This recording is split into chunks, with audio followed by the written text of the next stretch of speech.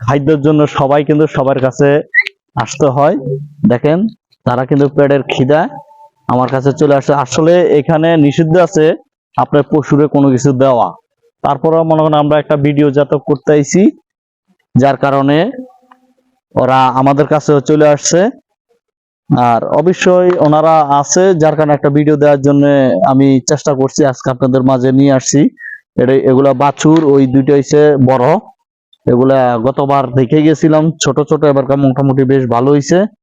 তো আসলে আপনারা যদি এমন ফড়িং দেখতে চান, আপনারা 13 মুখ চলে আসবেন আব্দুল্লাহপুর দিয়া। এখানে রিসোর্টের মধ্যে খুবই সুন্দর ফড়িং গুলো আছে 10-15টা আছে এখানে ফড়িং।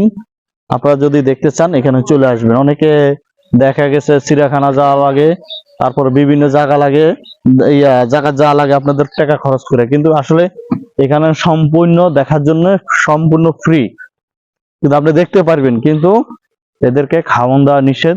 যার কারণে আমি কথাগুলো বললাম, আপনারা অবশ্যই এখানে চলে আসবেন। এই যে দেখেন তার শিংগুলা অনেক বড় বড়, দেখেন এই যে সে আমার শিংগুলো অনেক নরম তুলার মতন, দেখেন দর্শক। আর ওরা কিন্তু আর কাউকে গুতাচ্ছে না, শুধু খাওন দিবেন, খাওন দিলে কিন্তু ওরা কিন্তু দেখেন এই যে ওর শিংটা খুবই নরম সফট। তো আশা করি পরবর্তীতে আবার দেখা হবে ইনশাল্লাহ। আপনারা ভিডিওর মাঝে থাকেন, দেখতে থাকেন।